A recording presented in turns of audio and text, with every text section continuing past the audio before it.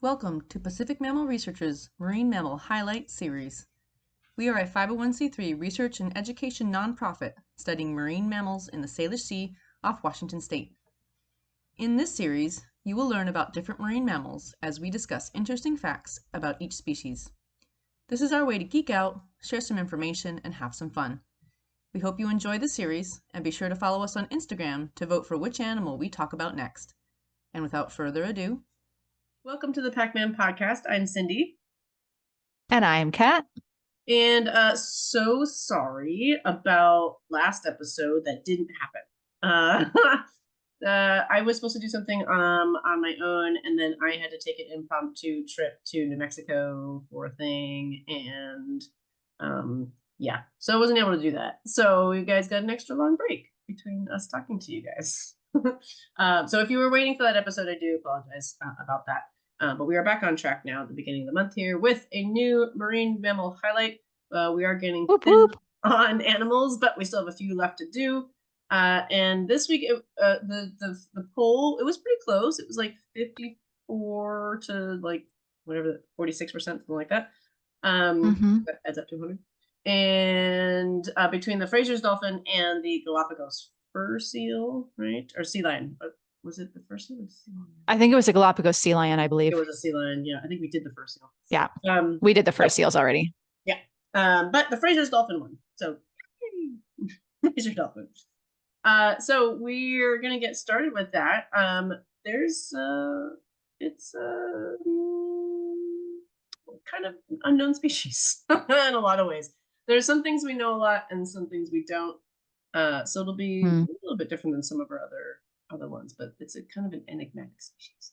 So I will let Kat start off. And yeah, all these fun things. I'm gonna start a little bit differently this week as well, because I want to start, as we have with a couple other ones, more with how we first discovered this species, because it's actually really interesting. And I figured this would be a better time to do it before we start talking about the animal than at the end. Yeah, I was like, I try not to read your stuff, but that was there, and I was like, what is it? It's so interesting. I know. It's so cool. Okay. So as Cindy said, we're talking about the Frasers dolphin this week. And this animal is named after Francis Fraser. And so he was a scientist from the British Museum who first described the species, not discovered, but described in 1956. And this was actually based on a skull that had been found in like 1895 in Borneo by a gentleman named Charles Hose. And so, you're getting it, aren't you? Don't hold that thought. It's so fun. If you're not watching on YouTube, I apologize. So Fraser basically looked at this skull and was like, I don't really know what this is. This is kind of similar to Lagonorhynchus dolphins. It's kind of similar to Delphinus dolphins, but it's not the same as either. So a new genus was created, which was basically a combo of both of those words. So it's Lagonodelphis is the genus. Because he was like, well, it's kind of like that and it's kind of like that, but it's not either one of these. So Fraser named this particular species based on just a skull. So they hadn't even seen the animal yet. And the species name that he gave it was Hosei, and that was, of course, in honor of the original discoverer, Charles Hose. And so it wasn't really until the first half of the 20th century that we discovered the species in the wild.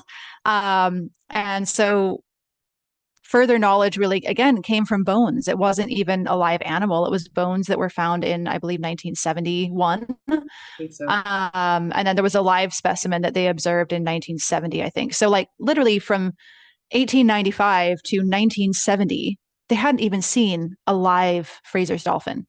We have another species that was like this too, where it was a large gap in between finding it. I know, and I couldn't remember which one it was. I was trying to think, and I was like, dolphin, I think. I don't remember. But yeah, it's so fascinating. But again, like really remarkable that they were able to tell from just a skull that it was different enough that it deserved to be its own species. And of course, that was borne out to be true. Right. So we are talking about Lagonodelphis hosei. Now you know why it's called that. And why it's called and why it's called Fraser's dolphin. So this was a nice one where it was very like sometimes the Latin names or the common names are like, there's not really much of a story here, but this one was actually a fun one. And then I was because I saw the Hosea and I was like, well, why isn't it Fraser if he's the one who like did it? And why is the comment? But now it's nice because they both got recognition for. Yeah, So. I thought that was really sweet. They Mm-hmm. honored both sides of that. Yeah. So, okay, where are these guys found now that we've talked about how we discovered them? So the Fraser's dolphin have a pantropical distribution. So they're found between about 30 degrees north and 30 degrees south in all of the world's major oceans. So, right, kind of, yep, Cindy's doing this nice little band. Exactly. Um, they are mostly found out at sea, although they do come closer to shore where there's deep water. So they like deep water. Basically, over 3,000 feet is kind of what they vibe on. Warm, temperate, subtropical, and tropical waters. They can be found in all of those. When they are found close to shore, typically it's in continental shelf areas or upwelling areas. So, depending on the topography of the particular location, basically, again, where you have these areas of deep water, they're much more likely to be found. Like that some kind of the Hawaiian island chains, like. Yeah, exactly. So that's where again we have some more information from Hawaii because of that. Again, because you have the combo of being close to land with these islands, but also they're right on, continental shelf areas. So they have these periods and places of deep water. Of course, as with many species, these guys also go walkabout sometimes. So they have had individuals strand in areas like southern Australia, in France, and western Scotland. I'm like, Ooh, what? And Uruguay. I know. I'm like, why did I not hear about that? farther north there. That's fascinating. And Ooh, we'll talk a little. and I actually have something on that with the new research. Interesting with the geography. So put a pin in that. Okay. Yeah, I was going to say we'll touch on that a little bit with the threats, just in relation to climate change. I'll leave that there because I'm sure y'all can figure out where we're going to go with that. But anyway, so that's where they're found. So this pantropical band, basically around the world, they do have a global distribution as far as we know. But again, because they are typically a deep water species, we don't actually know. We don't have great resolution on where they really are within that big distribution. It's just like they can be in that band, but where in that band? Right, exactly. So in terms of appearance, these guys are really beautiful. If you're not watching on YouTube, definitely recommend going and Googling them real quick. They are one of the stockiest of the smaller cetaceans. So they have a very kind of beefy front body. And then basically behind the dorsal fin, it tapers quite dramatically. So they're about 6.5 to 8.5 feet long. Their weights average between 350 to 450 pounds. So again, kind of a medium, small to medium sized dolphin. The dorsal fin is quite small and can go anywhere from being very falcate or hooked to triangular in appearance, which I thought is really interesting. So they have some kind of individual variation here.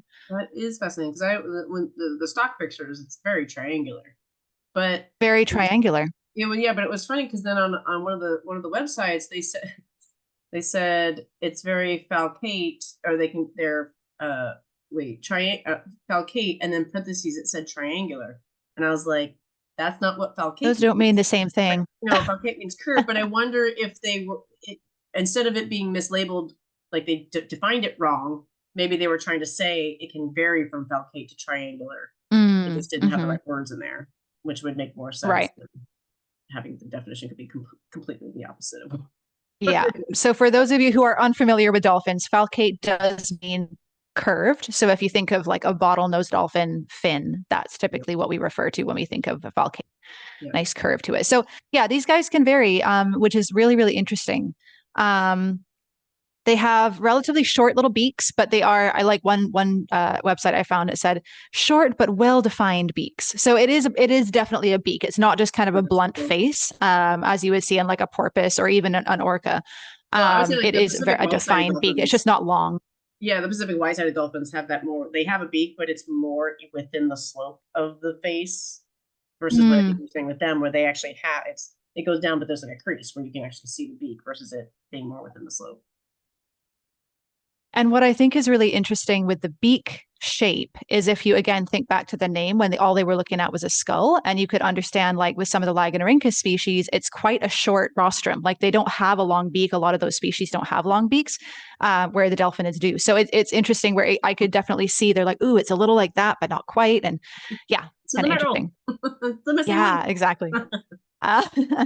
Uh, so they have these short little beaks and dark flippers and small flukes. So again, they kind of have this like pretty chunky forebody, and then everything else is sort of fairly petite on these animals. In terms of coloration, they are dark gray to grayish blue on the top of their flanks, and then underneath their throats and bellies are typically lighter white or pinkish in color.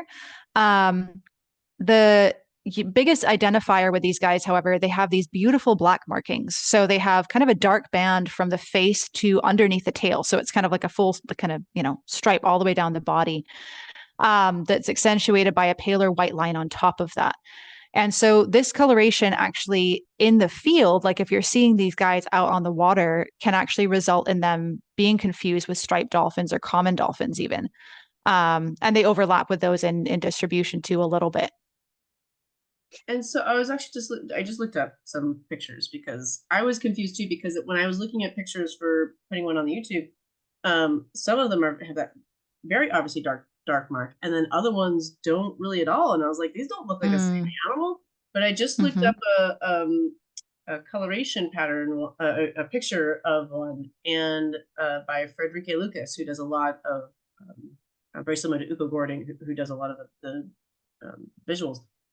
And one of them has very triangular, and that has a really dark band, and then the other one is much more falcate, and it has a very thin black band. And is it male female? I don't think it's male female, but I believe that there are almost different morphs that you can get depending on where they are in the world. So what I read was that like what? I said I wonder if it goes along with the dorsal fins. Like, do the lighter ones all have the falcate dorsal fin versus the like? Oh, maybe. Yeah, I don't know. I didn't see any information on that, but I did read a couple of things where it said like in certain parts of the world that black stripe can be darker and more prominent than in other parts of the world. So again, it does seem like there's a little bit of phenotypic difference going on here.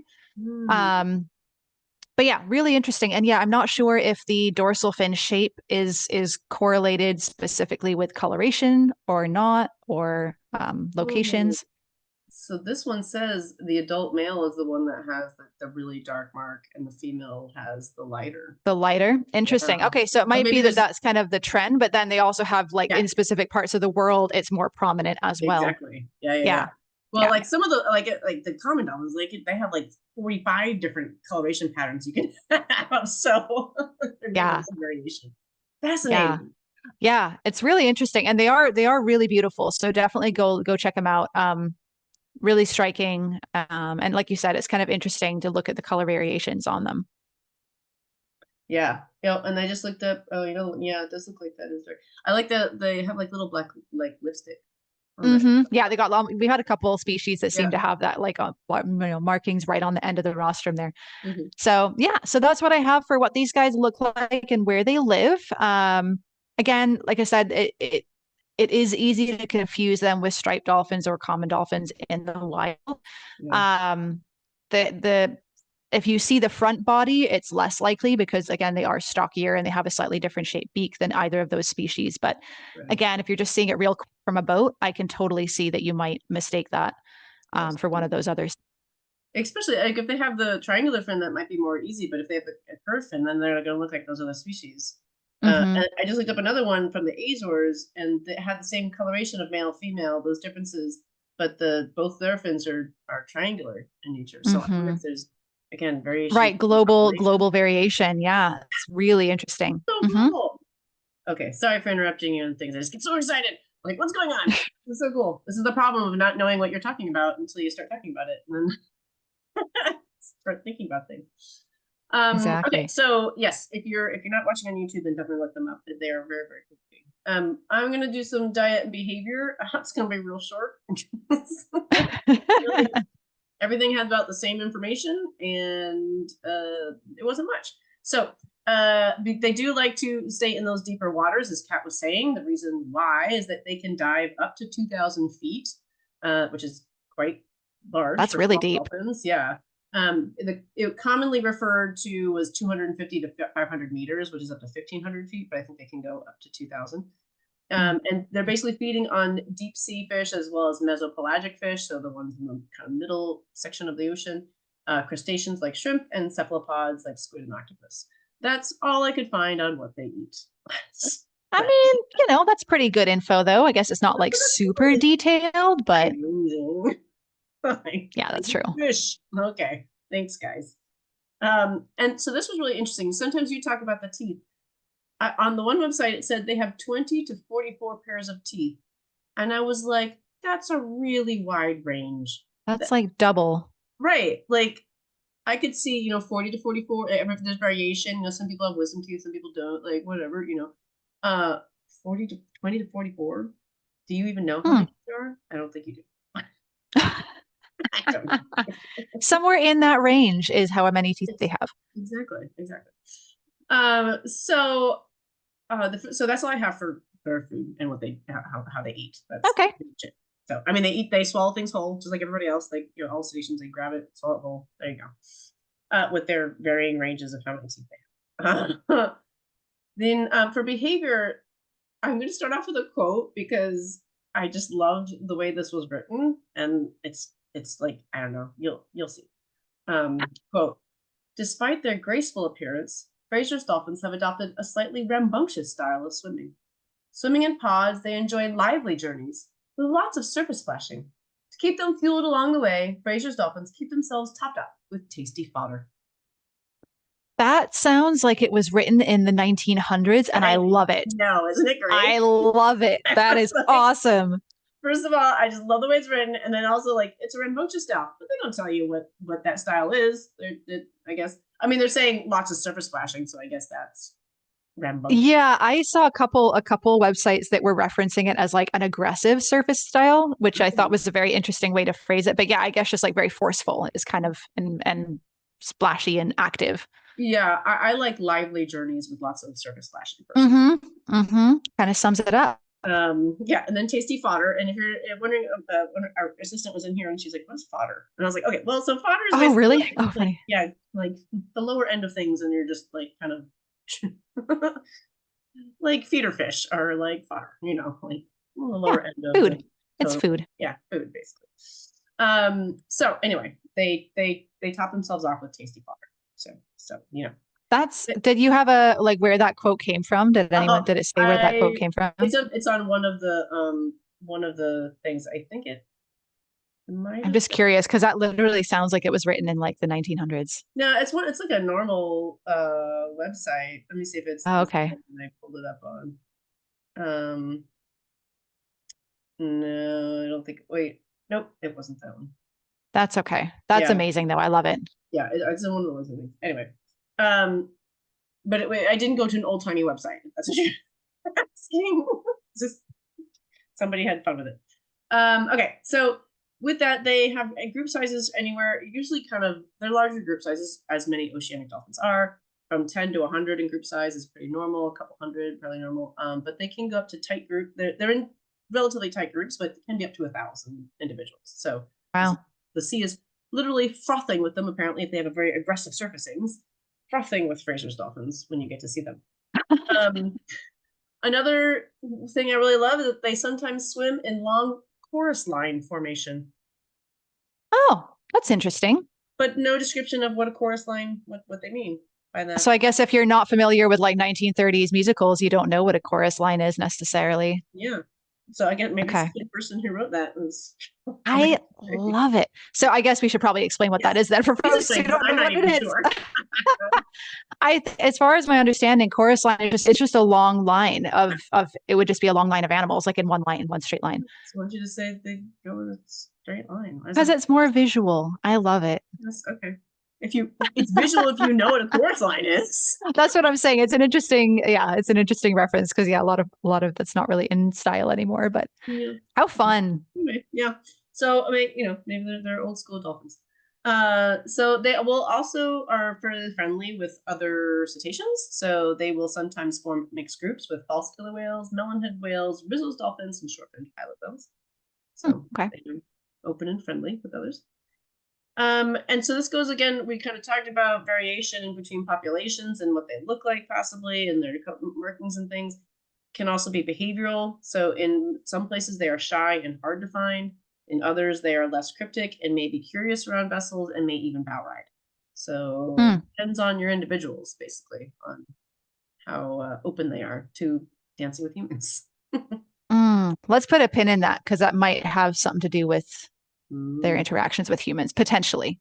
makes sense. Or it could. Mhm. Okay, so then just a brief thing about in the Hawaiian Islands, because Cascadia Research Collective does work out there. We've talked about them before in other podcasts.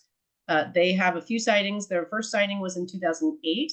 But they have only had 7 sightings as of 2021 of these dolphins. Wow. Okay. So even around the Hawaiian Interesting. Islands, they're not that common.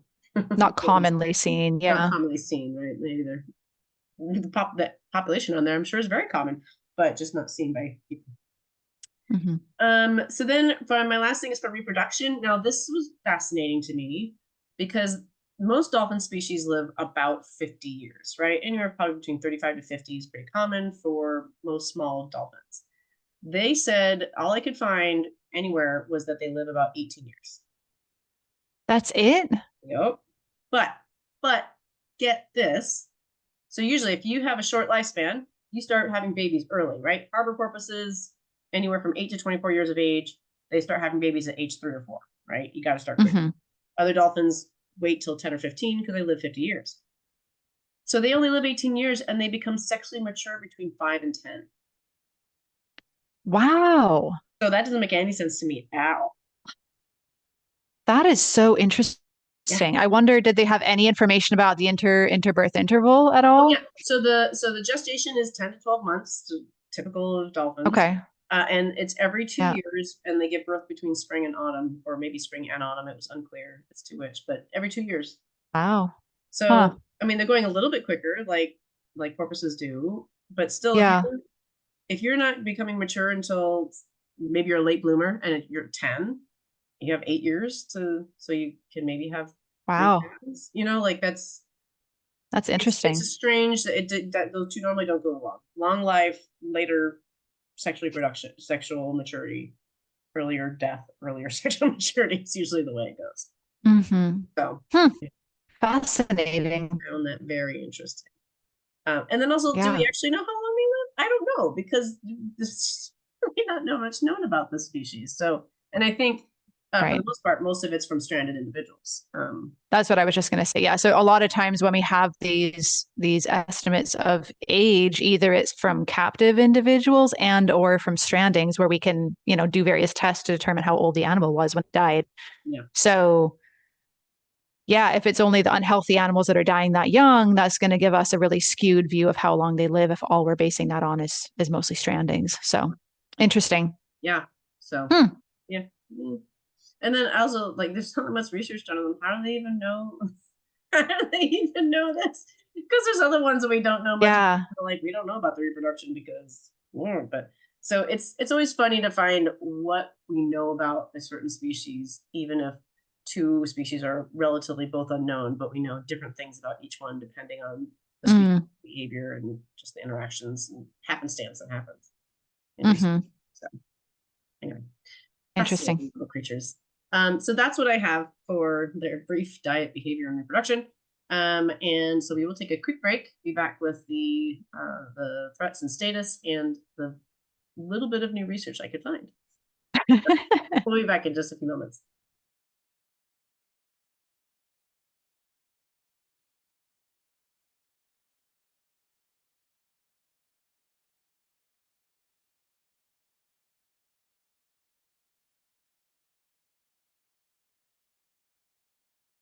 All right, we're back. So Kat's going to tell us about the threats and if we do we have a status? Do we even know how many there are? Well, let me get there. We have a status. We don't know how many there are. Okay. Okay. So these guys are listed by the IUCN as a species of least concern, meaning that they are not considered to be endangered, vulnerable, near threatened, or critically endangered. Yeah, because we don't know. But I disagree with having them be least concern when we have no information about them. Right. So we have a little bit of information. So we have no global population estimates. However, scientists have estimated that there are between 100,000 and 289,000 living in the eastern tropical Pacific Ocean, meaning the west coast of the US, basically, and Central America. So like the, western side of North American continent, basically. Right. Or sorry, yes, that's Yeah. correct. I get muddled with I this. know, 'cause we're doing Eastern Pacific, but it's the Western US. I know, Right. it's confusing. So we think that they're between 100 to 289,000 in that area. That being said, obviously these guys occur many other places than just along the west coast of North and Central America. So I think where they're probably coming from here is, and I'll get to this in just a moment in the threats, but they are hunted in various countries, so we have some idea of how many are regularly taken. Therefore, they're going to estimate in population size based on, well, we're regularly catching this amount. That means there's probably this many available. So I think it's probably a lot based on like modeling, and then where they do have stock estimates, adding that into the equation. So it's not like some species that we've looked at where there's literally no information. They have a huge number of threats and they're still listed as least concern. Yeah. I feel like with these guys, it kind of makes some more sense than saying data deficient, which is the other option, really. And there's so far out that there's less. There's still threats, but it's less so than when you're in close proximity to humans. Right, exactly. So within the U.S. waters, as you've probably heard about in other podcasts, NOAA does have stocks of cetaceans that they are kind of split out into for management purposes. So the only one of these that we have a good estimate for is the Hawaiian stock, which is around about 10,000 individuals. The northern Gulf of Mexico stock and the western North Atlantic stock, we don't know. We don't have good estimates for. So again, it's kind of a patchy picture for these guys. We sort of know a little bit, but we really don't know what that means in terms of the larger population. So in terms of threats, let's get into it. We've already dropped some hints around this one already. So first of all, yes, they are regularly hunted. There are fisheries that include Fraser's dolphins in Indonesia, Japan, the Lesser Antilles, the Philippines, and Sri Lanka. So in all of these places, they are hunted and killed for meat and oil. So what I'm wondering, Cindy, is when you were talking about the age estimates and the reproduction estimates as well, some of that might be coming also from these active fisheries that are taking animals. And if there's an opportunity to study the carcass before it's processed, they might be getting some of this information from them as well. Okay. I don't know if that's what's happening, but it's possible because there are these active fisheries. It's funny that those active fisheries are ones that are relatively hard to find, but there you go. Maybe yeah. I think again, not just targeting the species. This would be probably more things like dry fisheries where they're catching whatever comes into their net, whatever cetaceans happen to be in the area. Of course, because there are Fraser's dolphins that live in proximity to humans, their fisheries entanglement is a big problem for these guys. And that's really kind of, aside from the active hunting, that's really one of their biggest threats. They are prone to entanglement in commercial fishing gear. As with many other species, gill nets, seines, trawls, long lines, pots, all of these things are very problematic for entangling these species. Specifically, they are highly susceptible to catch in tuna seining because they overlap with the tuna range. So again, because they are found in a similar range, they're smaller animals. They're likely drawn in, as many other species are, when there are tuna in the area. They're likely feeding on smaller forage fish and other different species in that area as well. So they are prone to catching a bycatch, in tuna purse seines, particularly in the Eastern Pacific and the Philippines. So again, as with all interactions like this can cause injury. This can cause, they can have bits of fishing gear, which over time problems, and or just outright kill them. So that's kind of the biggest threat that these guys are facing. In terms of predation, it was interesting. No predation has actually been observed on Fraser's dolphins, which kind of makes sense given that they are mostly deep water dwelling dolphins. I mean, again, we're just not there to observe it a lot of times. But there is an assumption that killer whales, false killer whales, and or sharks probably take them occasionally as prey just because of their size more than anything, and the overlap. So the other one I'll mention briefly, it wasn't actually listed in any of the threats, but I will mention it in relation to what we put a pin in earlier, and that is climate change. So again, it's not necessarily a threat per se for this species because they're not restricted to icebound areas or things like that. However, this could create a shift in where they are distributed. So if we have warm global ocean temperatures, we might start seeing these guys farther afield from their typical range, which could potentially then put them in overlap with more human industry, with other predators, things like that. So that is one that may very well impact these guys as the ocean temperatures continue to warm up. We might start seeing them in other places that we haven't seen them before. Right. Yeah. Because distribution changes can cause all sorts of crazy other implications. Mm-hmm. Changes. Yeah, exactly. All right. Well, I only had a few new research, and so I'm going to actually go to the one, since you're just talking about climate change and distribution changes, and seeing one in, you said Scotland, there was a stranding in Western Scotland. I know. Wild. So this one is actually by West et al. 2021. It's a novel morbillivirus in a rare Frasers dolphin off of Maui. So this is a stranded individual. Oh, okay. Maui. But the reason why it connects to Scotland or things near there is that they report novel morbillivirus. Novel means new, so it's a morbillivirus is a very common virus. A lot of mass strandings occur because a morbillivirus outbreak hits a population and just takes out a bunch of individuals. But there's different morbilliviruses for the different species, and even within a species, there's more than one morbillivirus. It's very crazy. So the novel means that this is a new one that they haven't seen before, and it was stranded in 2018. That is dissimilar, so not the same as the beaked whale morbillivirus previously identified from Hawaii, and to other and it's different than other morbillivirus strains. So it's not one that we saw around there. So the reason why it's interesting is that the one sequence had the highest nucleotide identity, so comparing it to other morbilliviruses, from Northern Ireland and the Netherlands. Wow. So it was most similar to ones that had been found there. Correct. And then another section of it, there's two different genes they looked at. And the other gene, the highest nucleotide identity was to a porpoise morbillivirus in Northern Ireland and the Netherlands, and a stranded guana dolphin in Brazil. So like, what? Wow.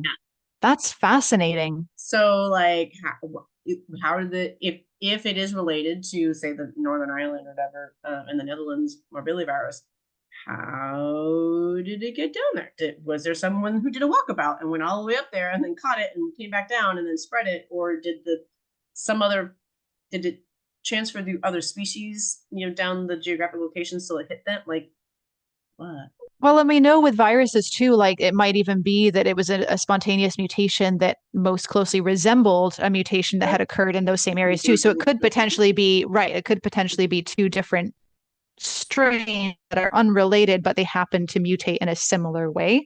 Yeah. But that is fascinating. Isn't that crazy? I was like, what? That's a little far away. That's really interesting. Yeah, so I thought that was really cool. On with the diseases and things. Durante et al. In 2016 looked at persistent organic pollutants in South Latin America on common and Frasers dolphin. This paper was more so on the common dolphin. They had a lot more information about that, but they did a brief thing about the Frasers. They found that organochlorine pesticides dominated the Frasers dolphins, with DDT being the most abundant, while PCBs are most commonly present in common dolphins. So DDT is interesting, still around, which that's why they're persistent just because it was, even in areas that it was banned in the 1980s, it's still being found. Well, and then in other areas, depending on where this is South Latin America, I don't know when it got fully banned from everywhere, but even after we banned it and many other places banned it, it still then got used in other countries. It's still used today in certain places, so it's not like it's gone everywhere. So yeah.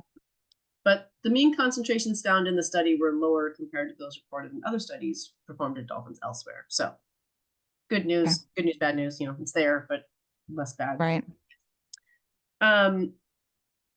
I'm going to leave this other one to last because this was the one most fascinating. I was telling you before, Kat. But I have there's 3 papers that I'm going to throw into one pot because they're all by the same first author, and they were all done in 2022, 2023. This is by Chen-Yi Su et al.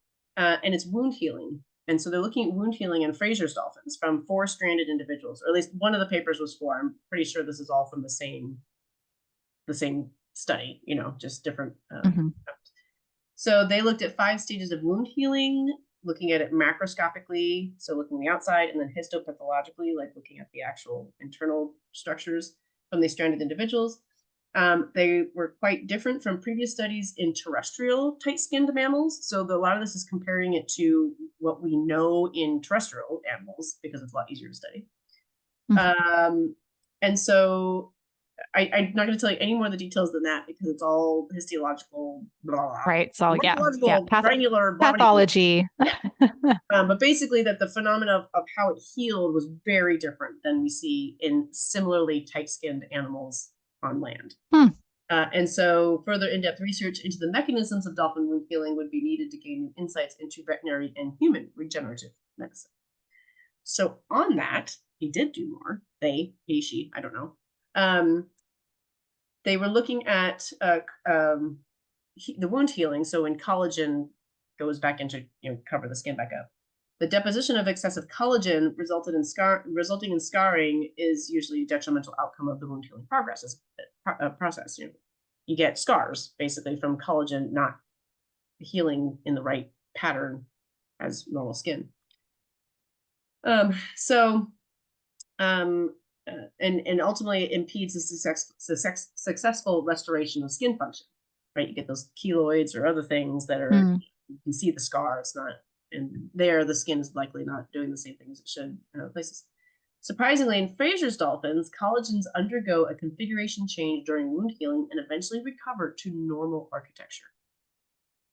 Wow. So they have much lower scarring rates then. Yeah. So, which would make it very difficult for ID, possibly. Yeah. So here they used histochemical staining and immunostaining on the skin samples at different healing stages, and the results demonstrate that collagens changed in composition during the wound healing process. The mature healed wound implies the great ability to remove excess collagen depositions in these hypertrophic-like scars, so in probably deeper scars. And so a better understanding of why this happens could produce possibilities for solving scarring problems in humans. And then, that's really interesting. Yeah. And then lastly, there's a lot on this topic. They exhibit the ability to restore nearly normal pigmentation after full thickness wound healing. So wow. A lot of times if you heal the skin, the pigmentation is different. I had on a horse, the skin healed, wound healed, and then it grew white hair out where normally a dark bay animal. So, the skin can look different, the pigmentation. And so in this study, the association among the melanocytes, which are the cells that produce the melanin, which is the pigment, during the wound healing in Frasers dolphins was investigated. The results showed that the density of those melanocytes in Frasers dolphins was more related to the skin pigmentation than anatomical location and UV exposure. And the timing of the melanocyte migration during wound healing in Frasers dolphins was different from humans. So the timing of the movement of that pigmentation in those cells apparently works differently in them and allows a greater going back to the original pigmentation that the skin should be. So their better understanding of the mechanisms of this would help development of novel therapies for abnormal pigmentation in humans, possibly. Wow, that's really fascinating. Yeah. I was like, I didn't wouldn't even have thought about that. But it makes sense. I mean, they do have really good healing capabilities. Some of these animals get really gnarly scars and survive. I think most others would not. So it kind of makes sense. I think this is it's very interesting. Having thought about that in the past, just about how well they can heal, think about if we could understand it better, could that help us in healing other animals, including ourselves? Yeah, very cool. Yeah. So the last one I think is even more fascinating, and this goes to the idea that we're trying to get do more of is learning from other cultures and learning from indigenous peoples, and the knowledge that they have for time immemorial can greatly help us understand populations and what's going on. And so this it goes along with that. So there's new record of Frasers dolphins from whale temples and fishing communities in Vietnam. They have Wow. whale temples. I So want to cool. go. I I know. want to go. Right. Okay. So there was previously only one record of a Frasers dolphin in Vietnam, and now they have 4 more definitive ones from these recent stranding and bycatch incidents. And so first I was like, but you just said whale temples. Why are we talking about stranding and bycatch? But it makes sense. So they discovered these from research into the traditional cultural practices of Vietnamese folk religion of whale worship. And I'm not going to try to say the name of it because I couldn't read it. I couldn't even read, that language. So, but they have a traditional whale worship in fishing communities, and fishing community practices, mainly along the southern and central coast of Vietnam. So apparently along that section of Vietnam, there are many people there that basically worship whales in some form, and then also practice our fishers. So since the 18th century, many make temples to the deity of the South Sea, and that deity is depicted as a great whale. Wow. So they have festivals, they collect bones from stranded animals, and they have prescribed ceremonial treatment of carcasses. So if they have a stranded animal, they will take the bones, put it behind in the temples. They will have a specific way that they let the body decompose, and then they take the bones and put them in the temple. So Wow. these temples become like this natural history museum of bones. And so the fishermen often make mistakes when identifying species. So oftentimes smaller delphinids are in there versus maybe it's only supposed to be whales, right? Larger whales. But they've had dugongs and manatees, I think, in there, and other small cetaceans. So some small and medium cetaceans receive the same treatment as whales, and so you get the bones in there. So the whale temples provide an interesting look into past species composition because there's just a box of bones in the back and you can go through and find it. And then this culture also goes into the 21st century because they worship whales and have some kind of religious connection to them. They will post them on social media. So they post when they see them. They post if there's a stranding. They post, so there's a lot of social media and local news in that area that will. In other places, it may not even be something that they would put on their news, but there it is because of the culture of the people there. So Wow. they use that for documenting other sources as well, and documenting, oh, that was a Fraser's dolphin that they was bycaught in that thing, or they saw on whatever when they're out on their boat. And so I'll leave you with another quote. As shown in previous studies, in addition to serving as spiritual centers of a fishing community, whale temples are mini natural history museums that continue to provide critical information on the marine mammal fauna of Vietnam. That is fascinating. Isn't that cool? It's That really was so cool. neat. At the intersection of human culture and science, right? So we can, just because it's a religious thing doesn't mean that we can't learn from it and learn about the natural history about the species that are there, and respecting the culture and what's going on there too. So I thought that was a really cool intersection of society and culture, and what we can learn from it. That's awesome. Yeah. So that's all I have. There's a couple other papers that were more recent, but it was basically like first sighting here or another sighting here. Like it basically is, wow, we sighted an animal. Or there was one that did some genetics of a couple different species in there, and it was, just like, well, this is the genetics of them, this is the population or whatever. So it wasn't anything too crazy, but that's kind of where we're at with the species. Documenting, oh my God, I Interesting. saw one. Right. Yeah. It's so fascinating for such a wide distribution. They're not very frequently seen. So yeah, pretty cool. Exactly. So very cool individuals, little species. So that's what we got for you today. Next week will likely be next episode will likely be a paper review, or a topic that you want us to talk about. Again, feel free to send us an email, something that you want us to discuss. In the meantime, don't forget that October, it is our 10th year anniversary month. Whoop whoop. Yay! So we were founded in October of 2014. we are having a major celebration here, October 27th in Anacortes, Washington. If you're around the area, please check it out. You can check out our Facebook and Instagram for more and website for more information on that. I will be posting up some new merch that has our nod to the 10-year anniversary thing going on. So take a look out for that, and please donate if you can. We are just getting our boat next week out of the shop, and we still have a lot of money to pay them back for making the boat. Any donations would be greatly appreciated, or sharing the information with your friends and family that might be interested. So be sure to check out our socials and our merch and our website, and I think that's it. Yeah, we will see you guys next time. All right, see you next time. Bye. Bye.